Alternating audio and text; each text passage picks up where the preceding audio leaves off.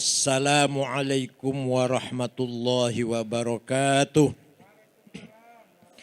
Bismillah, alhamdulillah, wassalatu wassalamu ala sayyidina wa maulana Muhammad Rasulillah wa ala alihi wa sahbihi wa man tabi'a sunnatahu wa jama'atah min yaumina hadha ila yaumin nahdah. Ashabul fadilah, hadratil mustasyarin, hadratil asyuriyah, ashabul ma'ahid, ashabatul rukis sufiyah, sadatul habaib, ahli bait tahirin, wal ulama, wal asatidh, wal masyayikh, rekan-rekan pengurus PWNU DKI yang baru dilantik, yang berbahagia, wabil khusus Kiai Haji Muhyiddin Ishaq, Dr. Samsul Ma'arif, ini yang saya kenal saja disebut ya, yang saya kenal saja ini. Dr. Lulung, itu saya kenal tuh. Pak Taufik, nah ini saya kenal betul nih. Pak Muhammad Taufik, pagi ini seperti kiai betul pakaiannya lah.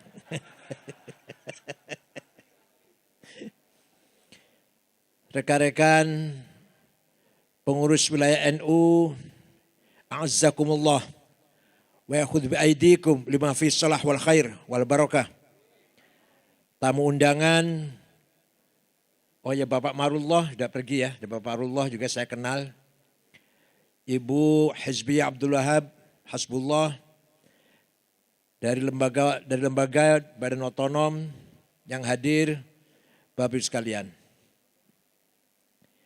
Allah menawarkan amanah kepada langit, bumi dan gunung. Semuanya menolak. Bukan apa-apa karena takut, khawatir, worry kalau tidak sanggup menjalankan amanat tersebut. Sahibul Ma'ad Al-Hamid, Kiai Luqman bin Hamid, bin Abdul Hamid. Azzakumullah. Amanat yang ditolak oleh langit, bumi, gunung, diterima oleh manusia.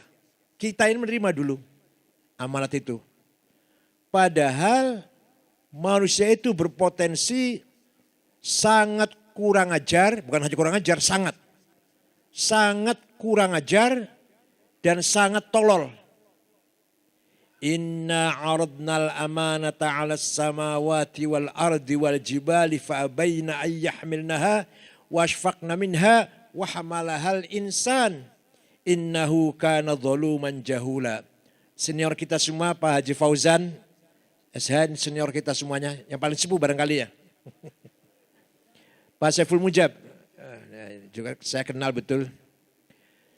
Saya tawarkan amanat kepada langit, bumi dan gunung, mereka semua menolak karena takut tidak mampu menjalankan amanat tersebut.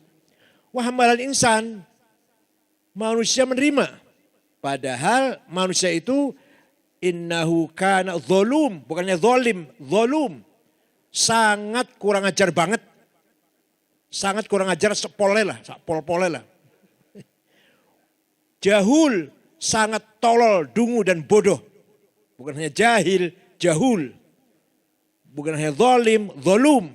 Nah, pertanyaannya sekarang, amanah apakah itu yang sampai langit, bumi, gunung ngeri menerimanya itu? Amanah ada dua. Satu, amanah ilahiyah, samawiyah, muqaddasah. Amanat yang bersifat langit, bersifat ilahi dan suci, sakral. Yaitu agama. Agama ada dua isinya. Akidah dan syariah. Bagi kita Nahdlatul Ulama, membicarakan akidah dan syariah sudah selesai. Tinggal mengamalkan sajalah. Sudah selesai bahasannya sudah. Akidah kita Asy'ari sifat 20 yang wajib, yang mustahil 20, yang jaiz 1. Bagi Rasul yang wajib 4, yang mustahil 4, yang jaiz 1, 50. Sudah selesai. Apal semua kan? Apal semua kan? Alhamdulillah. Fallahu mawjudun qadimun baqi mukhalifun lil khalqi bil itlaqi faqudratun iradatun sab'un basar. Masa enggak hafal itu anak kecil? Masalah syariah kita ikut Imam Syafi'i sudah selesai. Udah tinggal ngamalkan aja udah. Udah taklid sudah.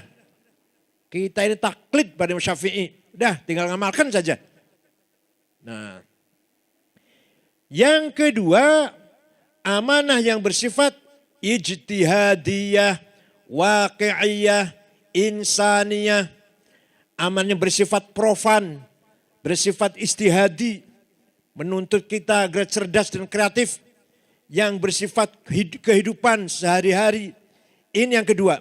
Nah, yang amanat yang kedua inilah yang sampai sekarang dan sampai hari kiamat kita belum sempurna, jauh dari yang kita harapkan oleh Allah. Yang diharapkan oleh Allah, jauh sekali aman diharapkan itu. Aman apa itu? Amanatul ilmi wa thaqafah, amanatul adab wal hadarah, amanatul insaniyah. Amanah ilmu pengetahuan, amanah pendidikan, amanah peradaban, amanah kebudayaan, amanah kemanusiaan. Nah, melalui NU inilah kita mengabdi kepada Allah dalam rangka menjalankan amanah yang nomor 2 ini. Supaya kita mutaqqaf, mutahaddir, muta'allim, muta'addib. Paham betul? Paham tidak? Melalui NU ini kita ini bukan masalah akidah syariah saja, bukan. Tapi melalui NU kita bergerak, kita aktif, kita berupaya, berikhtiar, berjuang. Apa? Membangun peradaban, membangun kebudayaan, membangun kemajuan-kemajuan, ilmu pengetahuan, pendidikan, kesehatan, ekonomi, kemasyarakatan, puncaknya kemanusiaan. Ini yang sulit dan berat dan tidak akan selesai. Dan ini pula yang langit, bumi, gunung gak sanggup ya ini. Amal yang kedua ini yang gak sanggup. Kita pun ngomongnya aja sanggup. Di BA juga sanggup. Tapi nanti pada prakteknya wallahu alam. Nah ini. Contoh ini. Pendidikan. Sekarang pendidikan kita di pesantren masih belum dianggap mainstream. Masih belum dianggap pendidikan mainstream. Pendidikan marginal, kaum pinggiran pesantren nih. Makanya pesantrennya buru-buru cepat-cepat mengejar ketinggalan. Buka SMK, buka sekolah tinggi, maksudnya supaya jangan ketinggalan. Sebenarnya tidak usah begitu sebenarnya. Tapi ya karena kalau nggak gitu nggak laku nanti. Pendidikan pesantren yang sudah jelas pesantren berhasil mencetak kader pejuang-pejuang kemerdekaan. Siapa itu di Ponorogo? Pangeran Ponorogo. Namanya Pangeran Abdul Hamid. Putra Hamengkubuwono II. Santrinya Kiai Hasan Besari. Mana? Mana? Ponorogo ya. Jetis Ponorogo. Siapa itu Kiai Hajar Dewantara? Santri itu. Dan yang lain-lain, pahlawan-pahlawan yang lain. Santri. Alumni pesantren itu sebenarnya. Ketika merdeka ada 20 batalion, komandan batalion dari kiai dari pesantren. Pesantren yang sudah jelas mengambil sikap non-cooperation.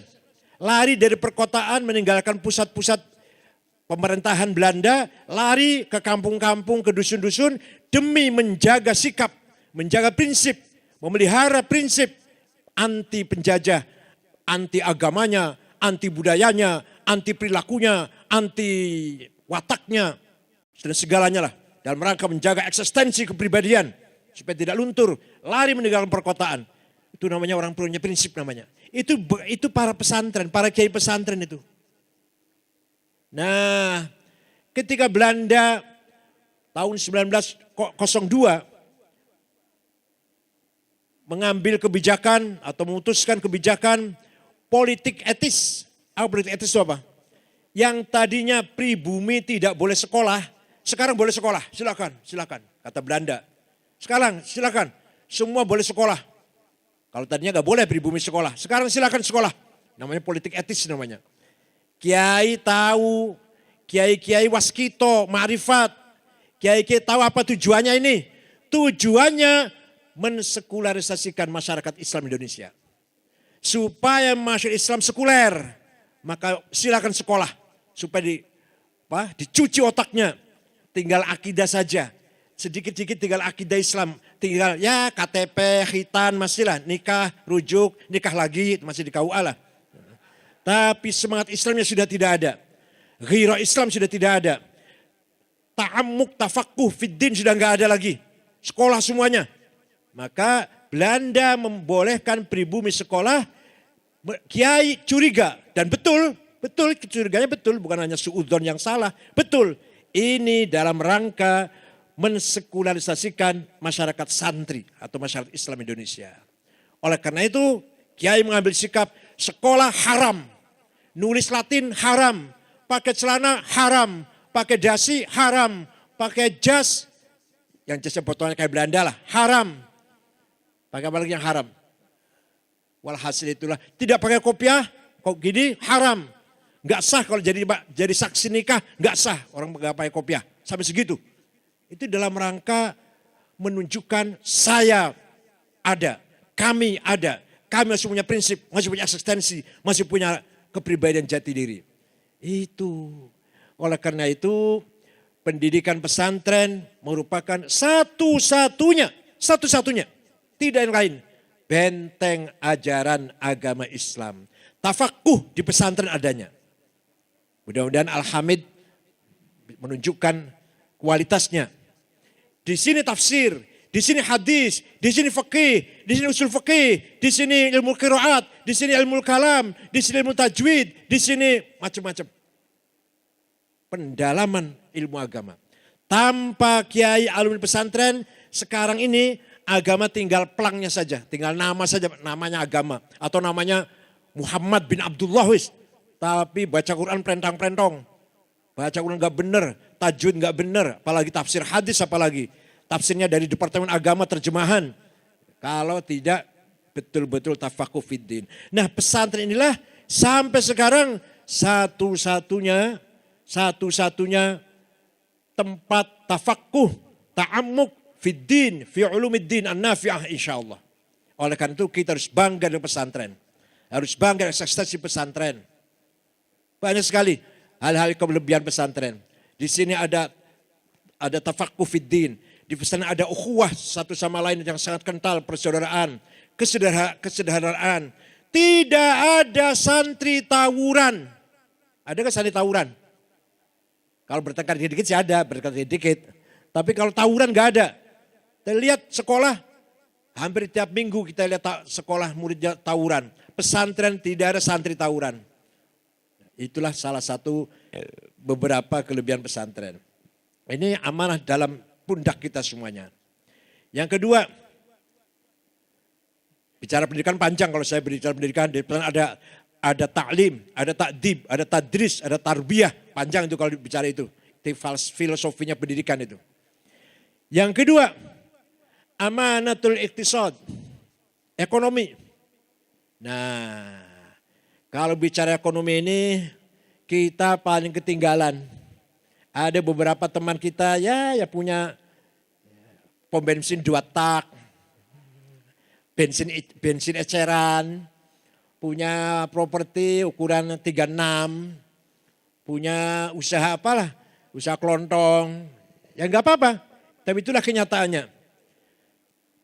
Mulai sekarang cara berpikir menghadapi harta atau dunia harus ada perubahan. Barangkali kita di antara kita dulu menerima pelajaran dari orang tua kita, jangan cari kekayaan, jangan jadi orang kaya. Ad-dunya ra'su kulli khati'ah. Dunia itu pangkalnya kesalahan. Ad-dunya jifah. Dunia itu bangkai. Itu nasihat orang tua dulu. Saya juga sama aja, orang tua saya nasihatnya gitu. Jangan mencari dunia, jangan mencari kekayaan hidup ini sederhana saja. Harus menerima, harus qanaah. Enggak boleh kita mati-matian cari harta. Ini harus kita robah. Begini, Manusia itu punya hawa nafsu. 2, saya harus jadi ketua umum PBNU. Itu namanya hawa nafsu, ghadabiyah. Saya harus jadi ketua NU. Saya harus jadi ketua DPR, saya harus jadi presiden, saya harus jadi bupati, wali kota, harus jadi komandan, harus jadi imam, harus jadi pemimpin. Itu datangnya dari nafsu ghadabiyah. Tapi kalau niatnya itu baik, dengan cara baik, tujuannya baik, maka namanya bukan ghadabiyah, namanya himmah. Apa namanya? Silahkan, harus jadi pemimpin. Yang ada di sini nih harus jadi pemimpin nih. RT, RW, lurah, apalagi gubernur, ya silahkan, apa saja. Pokoknya harus jadi pemimpin. Niatnya yang baik, caranya yang baik, tujuan yang baik, maka namanya bukan nafsu ghadabiyah, namanya apa? Himmah. Nabi Muhammad himmahnya besar. Muhammadun qaimun lillahi dhu himami. Muhammadun tayyibul akhlaqi wasyiyami. Muhammadun thabitul mithaqi hafidhuhu. Muhammadun sadiqul aqwali wal kalimi. Muhammad orang himanya besar. Enggak ada potongannya Nabi Muhammad kayak sampean yang lempem itu, enggak ada itu. Enggak ada itu. Orangnya progresif, aktif, optimis, pantang mundur. Saya harus menang. Itu Nabi Muhammad sebutnya gitu. Saya harus berhasil. 314 tentara melawan 1000 perang Badar harus menang. Itu kalau enggak himanya besar enggak bisa itu. Paham tidak? Paham tidak? Kalau himanya enggak besar enggak bisa. Kalau himanya enggak besar, segini warganya sampai katanya 91 juta kalahan, itu himanya enggak besar jelas itu. NU katanya warganya berapa? 91,4 juta. Tapi kalahan ya, itu himanya enggak besar namanya itu. Kanjeng Nabi Rasulullah 314 perang Badar melawan 1000 menang. Itu karena Nabi Muhammad punya himmah besar. Abu Bakar, Umar, Utsman, Ali himmahnya besar. Tidak boleh kalah, tidak mau kalah, harus menang. Gitu ya. NU DKI harus, coba jawab yang keras, NU DKI harus menang dalam hal apa aja. Yang penting niatnya baik, caranya baik, tujuannya baik. Namanya apa? Himmah. Yang kedua, nafsu syahwatiyah. Saya harus banyak duitnya. Saya harus banyak rumahnya. Harus banyak hartanya. Harus banyak mobilnya. Harus banyak rumahnya. Harus banyak apa lagi? Aduh, cerdas sekali waktu ini. Saya harus jadi konglomerat. Saya harus jadi orang kaya raya. Kalau niatnya baik, caranya benar, tujuannya baik, namanya bukan nafsu syahwatiyah, namanya apa? Azimah, apa namanya? Yang keras, apa namanya? NUDK harus kaya. Harus apa? Pengurus NUDK harus kaya. Masa biaya kantor aja gak mampu misalkan tujuan, ini contohnya ini. Masa beli mobil yang bagus gak bisa? Masa melebarkan kantor di tanah yang kosong di belakangnya itu sebelah gak bisa? Masa masih muter-muter bawa proposal terus kemana-mana kalau akan ada apa-apa? Harus mandiri. Kenapa? Karena kita jadi orang kaya. Jadi kaya itu wajib. Ya Allah. Terserah monggo, jangan monggo pikir. Nanti malam dipikir omongan saya ini. Kaya itu wajib. Kenapa? Malayatimmu bihi. Malayatimillah bihi fahuwa. Malayatimullah bihi fahuwa. Sesuatu yang wajib yang harus bisa dilaksanakan dengan sesuatu itu, maka sesuatu itu menjadi wajib. Malayatimul wajib illa bihi fahuwa wajib. Sholat tidak sah kalau enggak wudhu, maka wudhunya wajib. Sholatnya wajib. Tapi enggak sah kalau enggak wudhu, maka wudhunya wajib. Enggak sah kalau enggak pakai kalau pakaiannya kelihatan auratnya, maka harus pakai sarung atau pakai celana tutupi aurat, maka harus punya sarung. Walhasil itulah. Kaya itu wajib. Kalau NU mau berjuang, kaya itu wajib. Jangan dikira sahabat itu miskin. Yang namanya sahabat Utsman bin Affan, suatu ketika dagangannya datang dari Syam. Dibawa oleh 700 onta. Kalau kita sudah sekolah diesel lah. Atau kayak carry bag itu loh, Suzuki carry bag itu. Loh, bahan makan. Sampai ke Madinah ditunggu oleh orang-orang Yahudi, para tengkulak-tengkulak akan diborong. Mau dikasih untung 3 kali lipat. Apa kata Sayyidina Utsman? Tidak saya jual. Ini semua akan saya sodakohkan untuk fakir miskin di Madinah. Kaya enggak orang itu? Sayyidina Utsman sodakoh 7 bahan makan yang diangkut oleh 700 onta. Kaya enggak itu? Kalau cuma 1 onta kan cuma 2 karung paling. Atau 4 karung lah paling. Jadi 700 onta disedekahkan semua. Sahabat Sa'ad bin Abi Waqqas. Kebunnya luas, ternaknya banyak, uangnya banyak lah kalau zaman sekarang uangnya banyak. Suatu ketika ngomong sama Nabi Muhammad, sama Kanjeng Nabi, saya akan sodakohkan semua harta ini untuk perjuangan Islam. Apa kata Nabi? Jangan. Sepertiga saja Sa'ad, karena sepertiga hartamu itu banyak. Paham gak? Paham gak? Jadi yang disedekahkan sepertiga saja karena sepertiga hartamu itu udah banyak. Nah kalau sepertiganya sampean kan 300.000 paling.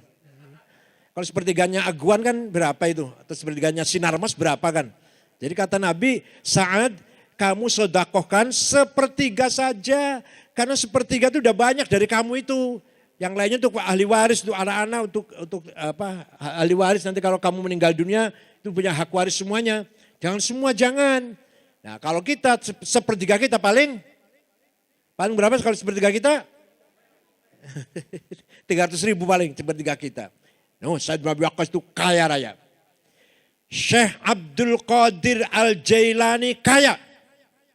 Al-Baghdadi, Ibn Saleh, Ibn Dus, Al-Jailani, Al-Baghdadi kaya. Beliau orang Baghdad Irak. Beli tanah di Mesir. Bayari tanah, beli tanah di Mesir 10 hektar. Diwakafkan untuk orang fakir miskin di daerahnya, daerah Fustot namanya. Daerah Fustot itu di situ ada kuburannya Imam Syafi'i, ada Imam Waqi', ada Imam Zakaria Al-Ansori di situ kuburannya. Itu di situ masyarakatnya miskin. Syekh Abdul Qadir Jailani dari Baghdad beli tanah di Mesir disedekahkan untuk perumahannya masyarakat miskin. Sampai sekarang Pak masih ada rusun itu masih ada di sana.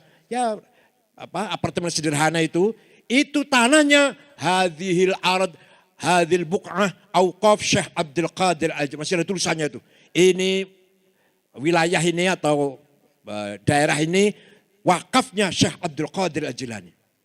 Jadi Syekh Abdul Qadir Al-Jailani itu waliullah, kaya, dermawan. Sampean potongannya wali bukan, miskin, pelit. Sudah, pas sudah pol pun sempurna itu udah.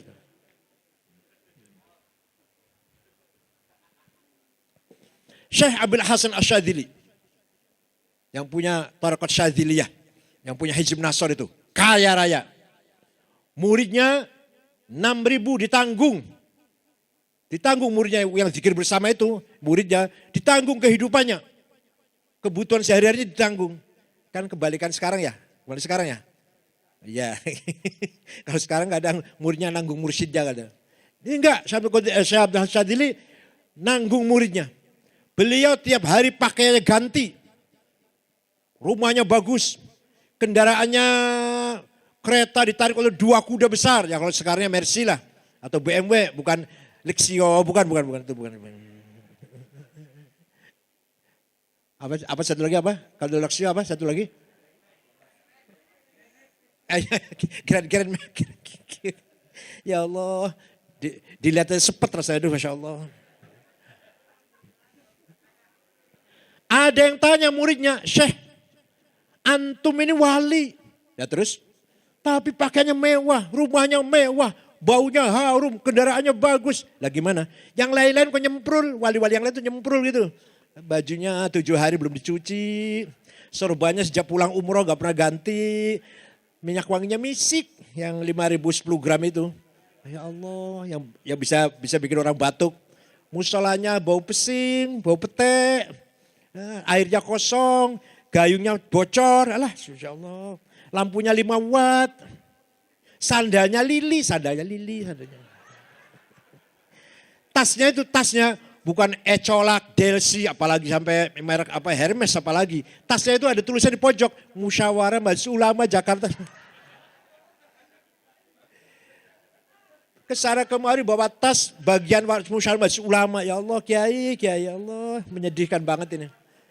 Ini kalau ada Pak Marula tadi mau saya ngomong tadi. Kalau ada Pak Marula, ya ada Pak Taufik ya. Pak Taufik, jangan biarkan kiai-kiai hidup sedih seperti itu. Ya Pak Jilung ya. Ya Allah kiai-kiai kesana kemari, sandalnya lili, rokoknya jarum coklat. Bawa tas bukan merek Delsi, bukan Ecolak, bukan Hermes, apalagi itu Hermes. Apalagi yang Perkardin, bukan. Tulisan di pojok tulisan Musyawarah Madrasah Aliyah Jakarta Selatan. Jangan begitu, kiai harus gagah, kiai harus kaya. Nah, Syekh Abil Hasyadzili jawab, nah dengarkan nih. Apa jawabnya Syekh Abil Hasyadzili? Antum kok mewah, kiai-kiai yang lain kok nyemprul. Katanya wali kan nyemprul tuh. Antum wali kok mewah gitu. Jawabnya apa? Nak, libasi yakul. Ana goni, fala tarhamuni. Tapi kalau mereka yang pakaian nyemprul itu, libasuhum yakul, ana fakir, farhamuni. Pakaian saya yang bagus ini bisa ngomong, pakaiannya bisa ngomong. Apa? Wahai masyarakat, saya kiai kaya, gak usah kamu amplopin. Gitu. Baju saya udah mewah, kacamata udah bagus, sepatu saya bagus, mahal. Gak usah celana saya dari Dormil, yang di England tuh, gak usah kamu amplopin, saya orang kaya. Tapi kalau kiai yang tadi itu yang saya gambarkan tadi itu pakaiannya ngomongnya gini, ayyuhannas, ana fakir, farhamuni. Wahai masyarakat, saya kiai miskin, amplop-amplop lah bawa sini. Ya kalau amplopnya coklat isinya tebel, kalau sudah amplopnya kecil itu yang merah biru itu apa itu pinggirnya? Air mile, alah. Apa kesimpulan saya omongkan? Apa kesimpulannya? Kalau kita ingin berjuang, kalau kita ingin betul-betul menghidupkan, membesarkan NU, tunjukkan NU kaya. Seperti Syekh Abul Hasyadzili mengatakan, tunjukkan saya kaya. Jadi gak menyedihkan itu. Gak minta belas kasihan, tidak. Tunjukkan NU kaya. Mandiri. Gak butuh bantuan. Kalau orang bantu silakan, tapi gak usah minta-minta gitu loh. Kalau mau ngasih silakan. Ini namanya azimah. Ala qadri ahlil azmi ta'til azaimu. Wa ta'ti ala qadril kiramil makarimu. Fatakburu fi ainis saghiri sigharuha. Wa tasgharu fi ainil azimil azaimu. Masalah dunia ini, masalah problem di dunia ini tergantung azimah kita. Kalau azimah kita besar, segala hal jadi kecil. Tapi kalau azimah kita kecil, perkara kecil pun, problem kecil pun jadi besar. Itu kalau kita jiwanya kerempeng atau kecil. Fatakburu fi aini sohiri sigharuha. Ada masalah kecil pun kita sudah mundur, sudah takut, sudah ngeri. Itu kita berarti jiwanya kerempeng itu. Tapi watasgharu fi ainil azimil azaimu. Sebesar apapun problem masalah, bagi orang jiwanya besar, kecil semuanya. Gunung itu setinggi apapun, Gunung Salak di Bogor, setinggi apapun. Kalau kita naikin di atas, pasti di bawah kaki saya. Kan gitu. Kalau dia sudah naik ke atas, pasti di bawah kaki kita. Itu namanya azimah namanya. Oleh karena itu, sekali lagi, masalah harta, masalah dunia, masalah finansial, harus kita kuasai. Tidak boleh cara berpikir bahwa dunia itu harus kita jauhin, kita nggak usah kaya, dunia itu rosukul khotiah, itu buang. Al-Quran sendiri ketika mengatakan dunia harta itu khair, wa innahu lihubbil khairi lasyadid. Manusia itu sangat mencintai harta, nah mencintainya jelek, mencintai hartanya jelek, tapi Quran mengatakan harta itu khair. Apa khair itu apa? kebaikan. Jadi uang tuh baik gitu loh menurut Al-Quran. Tapi mencintainya yang jelek. Menjadi pelit itu yang jelek. Menjadi serakah tamak itu yang jelek. Tapi uangnya tuh disebut khair. Kutiba alaikum idha hadara ahadakumul mautu in taraka khairanil wasiyah. Barang siapa akan meninggal dunia dan disitu meninggalkan khair. Meninggalkan harta. Meninggalkan uang. Meninggalkan kekayaan. Khair. Quran mengatakannya. Maka harus ada dibagi waris faraid begini. Tapi yang penting di sini saya ambil ayat ini bukan masalah warisnya, bukan. Quran menganggap dunia harta ini khair. Kenapa kita menganggap jelek? Kenapa kita menganggap ra'su kulli khati'ah? Kenapa kita menganggap jifah? Quran sendiri menganggap harta itu adalah khair. Wa innahu lihubbil khair. Wa anfiqu khairan li anfusikum. Fattaqullaha mastata'tum wasma'u wa anfiqu khairan li anfusikum. Ya Allah. Takwalah kepada Allah, taatlah kepada perintah Allah dan infaklah dengan khair, dengan harta yang kamu miliki. Khair, harta itu khair. Harta itu apa? Yang keras, harta itu apa? Jadi cara berpikir bahwa dunia itu jelek, uang itu bangkai, ambil sana. Saya nggak mau bangkai lah. Mulai sekarang kita harus berpikir dengan azimah, dengan himmah. NU harus pandai, cerdas, siap untuk melakukan apa saja.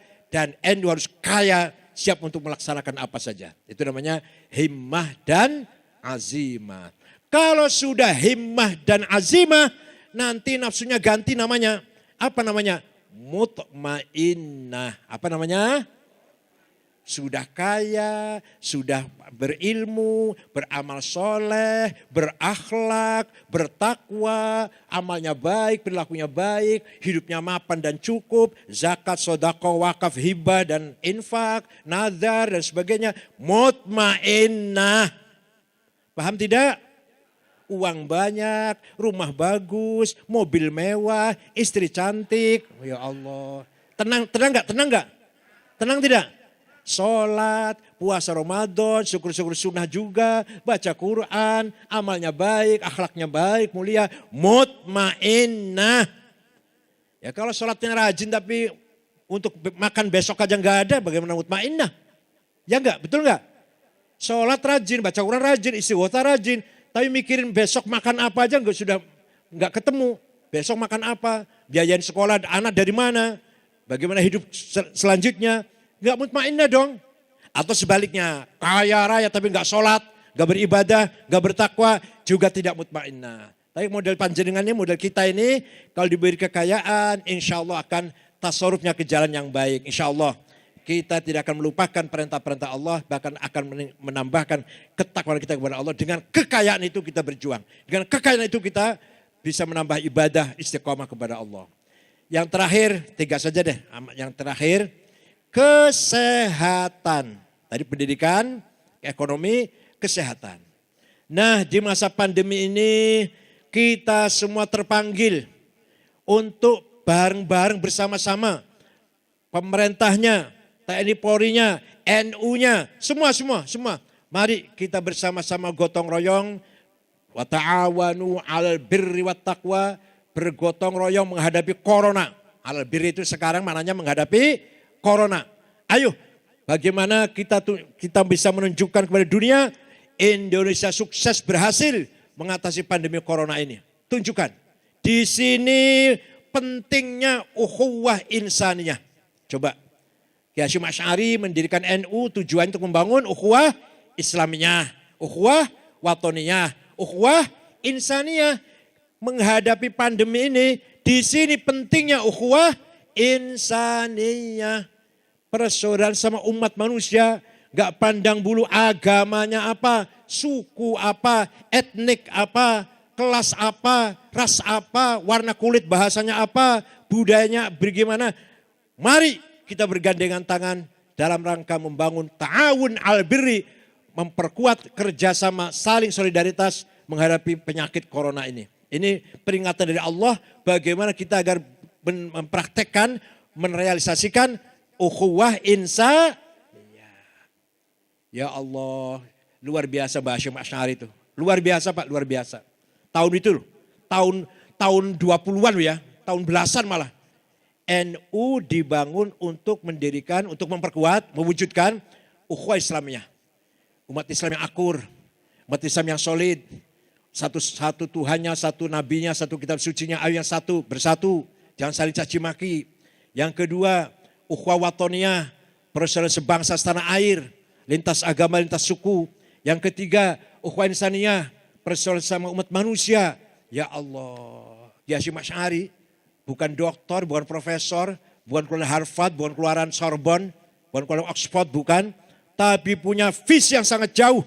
Ternyata sekarang inilah kita buktikan. Ya sejak dulu juga butuh, tapi lebih-lebih sekarang bisa dibuktikan betapa pentingnya ukhuwah insaniyah. Jam kayak gini masih caci maki. Jam kayak gini masih membuli, saling membuli. Jam seperti ini masih omongan kotor keluar dari mulutnya. Ya Allah, mulut itu halus kayak Muhyiddin.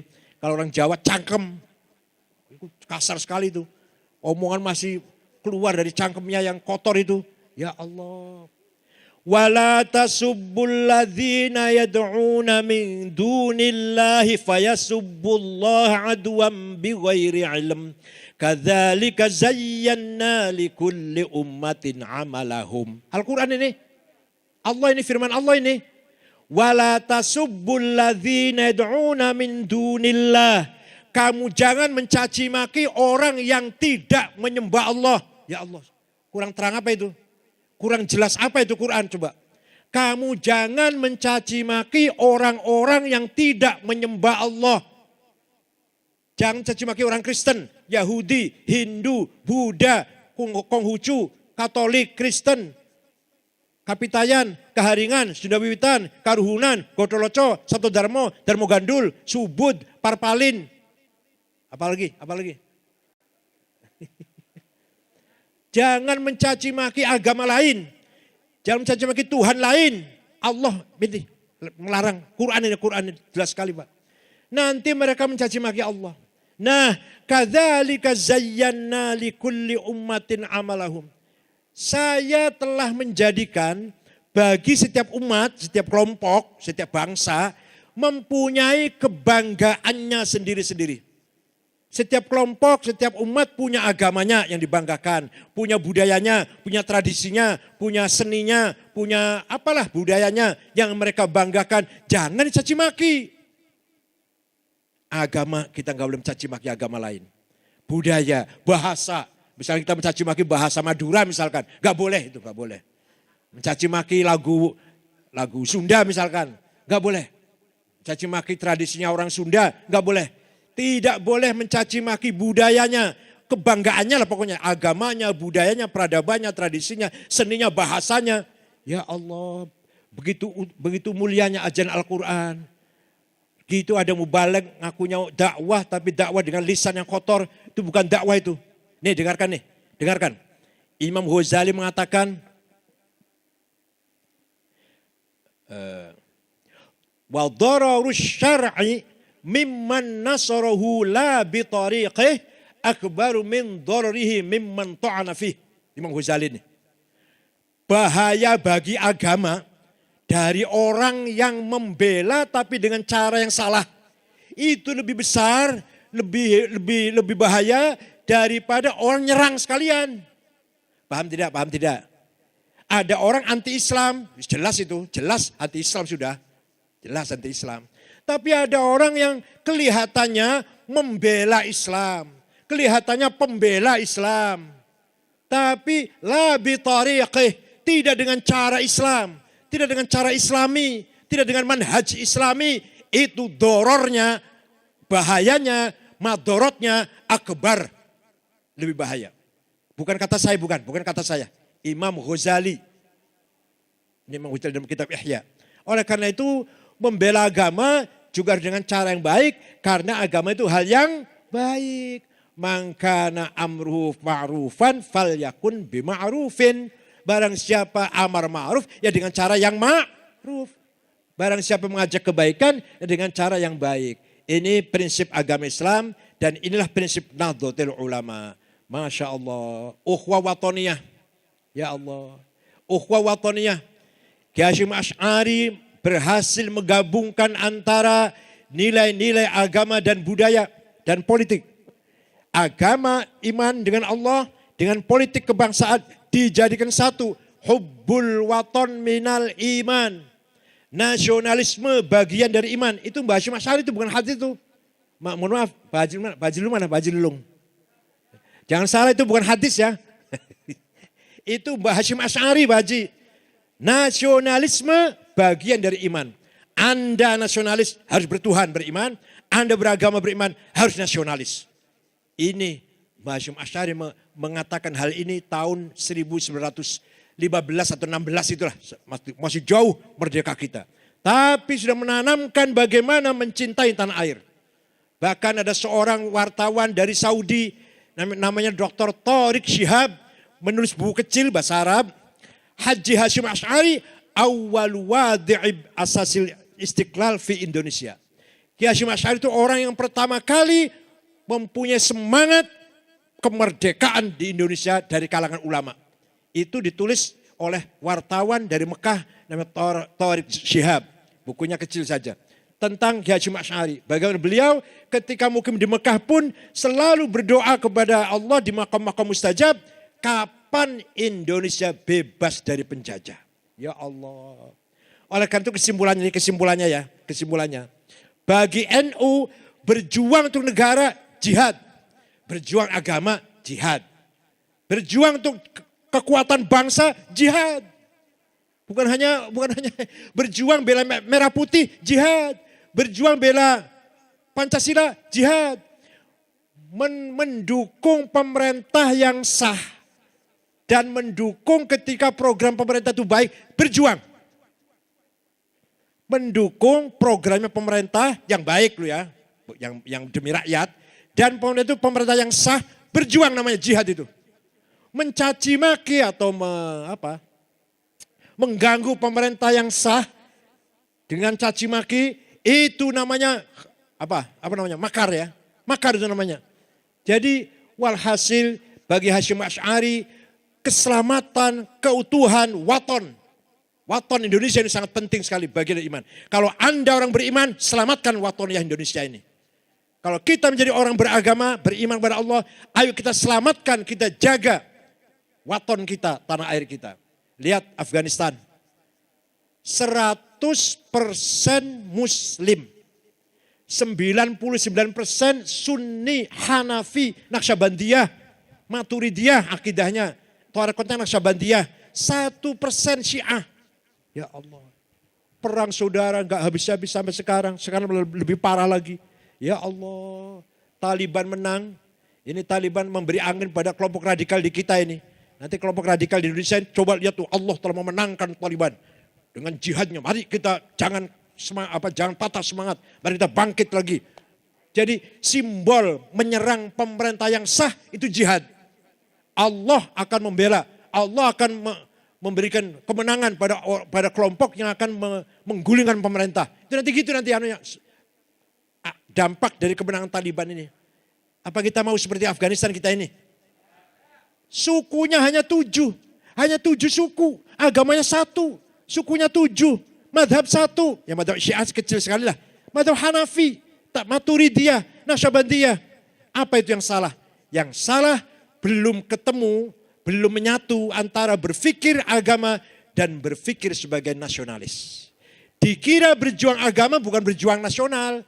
Dikira berjuang nasional demi tanah air bukan berjuang agama. Itu loh, masih belum ketemu, maka menjadi cara berpikir mereka mujahid muslim, itulah mujahid. Yang bukan membela Islam tapi demi negaranya bukan mujahid. Di kita tidak. Kiai Hasyim Asy'ari, Kiai Wahab, Kiai Bisam Suri, Kiai Ali Maksum, Kiai Ma'ruf Ali, Pak Idham Khalid, Kiai siapa lagi? Dan kiai-kiai yang lain. Mujahid muslim, mujahid watoni. Mujahid Islam dan mujahid watoniyah. Pejuang agama dan pejuang negara.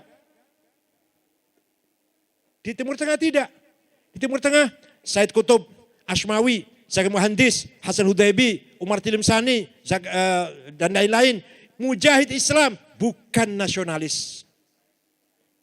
Yang nasionalis Saddam Hussein, Hafid Assad, Muammar Gaddafi, Jamal Nasir, Ja'far Numeri, Habibur Ghaibah, Muammar Gaddafi. Nasionalis bukan pejuang Islam. Ya mereka beragama Islam sih, tapi harokahnya bukan harokah Islaminya. Sosialis sekuler, Ba'ath, partainya Ba'ath. Di kita tidak. Kiai Hasyim Asy'ari, ulama, kiai, mujahid muslim dan mujahid nasionalis. Gus Dur, mujahid muslim dan mujahid nasionalis. NU, mujahid Islam, jihad Islami dan jihad nasionalisme. Gitu ya, paham ya? Nah, itu yang saya maksud dengan Islam Nusantara. Islam yang menggabungkan antara nilai-nilai ilahi, nilai-nilai Tuhan yang suci dengan hal-hal yang bersifat profan, ijtihadiyah, menggabungkan antara amanah ilahiyah dan amanah waqi'iyah ardiyah, itulah Islam Nusantara. Mari kita bangkit semangat kita membela Islam berarti membela negara Indonesia berarti membela agama Islam. Membela tanah air, Pancasila dan Dasar 45, Bhinneka Tunggal Ika juga artinya membela agama Islam. Kita berjuang Islam juga berarti kita berjuang mempertahankan negara Indonesia. Dan yang namanya membela negara ini bukan hanya geografinya tapi budayanya, karakternya, kepribadiannya, tradisinya juga harus kita bela kepribadian kita ini. Silahkan sekolah di Arab. Saya sekolah di Arab 13 tahun setengah. Dari S1 sampai S3. Pak Quraish Shihab 15 tahun, Pak Alwi Shihab, Gus Mus, Gus Dur. Pulang jangan bawa budaya Arab, bawa ilmu. Jelak-jelak saya di sana 13 tahun setengah ambil doktor cum laude, jelak-jelak begini. Pulang doktor cum laude. Yang saya bawa pulang ilmu, entah banyak entah sedikit lah. Budaya tidak saya bawa. Cara berpikir enggak saya bawa. Cara tatanan kehidupannya enggak saya bawa. Kita punya budaya yang lebih unggul daripada budaya Arab. Itu ada Pak Sa'dun, Dr. Sa'dun baru pulang dari Saudi nih. Baru dari atas di Riyadh, baru pulang nih, baru berapa minggu pulang. Pulang bawa oleh-oleh apa yang bermanfaat untuk Indonesia, jangan bawa budayanya. Begitu pula sekolah di Eropa, silakan. Silakan kuliah di Eropa, Amerika, Oxford, Harvard atau Sorbonne Prancis, Australia, Monash atau mana. Silakan cari ilmu sana. Pulang bawa teknologi. Pulang bawa ilmu, jangan bawa budaya. Mentang-mentang keluaran barat pulang ke sana kemari bawa whisky, ke sana kemari bawa pacar, ciuman di alun-alun pinggir jalan karena keluaran dari barat itu. Atau sebaliknya, mentang-mentang keluaran dari Mekah ke sana kemari apa? Mentang-mentang keluaran dari Mekah ke sana kemari gimana? Takbir. Kita punya budaya yang lebih mulia daripada budaya Arab. Budaya lu ya, jangan salah paham. Jangan salah paham. Teologi kita sama dengan orang Arab. Syariah kita sama. Rukun iman 6, rukun Islam 5 sama. Kalau sudah bicara budaya, membangun kehidupan, bersikap, bertutur kata, berakhlak, bergaul, bermuasyarah, beda. Kita lebih baik. Dari orang barat lebih unggul dari kita. Orang barat lebih unggul ilmunya, teknologinya, Amerika. Tapi budayanya kita lebih unggul dari mereka. Kita masih punya tata krama, masih punya hormat orang tua, hormat senior. Di sana sudah enggak ada hormat orang tua. Istri hormat suami, di sana sudah enggak ada istri hormat suami. Makanya kalau ada istri kita enggak hormat dengan suami itu udah budaya barat itu. Oleh karena itu sekali lagi kita yakin Nahdlatul Ulama jalan tengah yang bisa memberikan jalan keluar untuk kesulitan problem kehidupan bangsa Indonesia. Insya Allah asal kita betul-betul bangkit, betul-betul tulus dan betul-betul optimis percaya diri. Insya Allah walaupun gak sekarang berhasil 10 tahun yang akan datang, 20 tahun yang akan datang, insya Allah NU akan menang di Indonesia ini. Insya Allah. Syukran, selamat kepada pengurus PWNU DKI yang baru saja dilantik. Barakallahu lakum jami'an wa yakhudh bi'aidikum lima fihi salah wal khair wal barakah wal manfa'ah wal maslahah fid dunya wal akhirah wa dumtum fil khair barakati wan najah wallahul muwaffiq ila aqwamit thoriq. Wassalamu alaikum warahmatullahi wabarakatuh.